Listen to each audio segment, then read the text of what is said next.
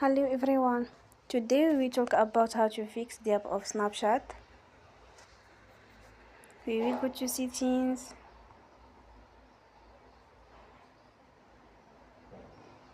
Then we click on apps.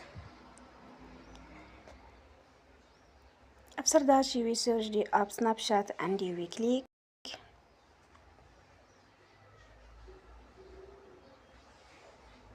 Then we will on for stop. After that we will go to storage. Then we click on clear cache. In the end, turn your phone and you will restart your phone again.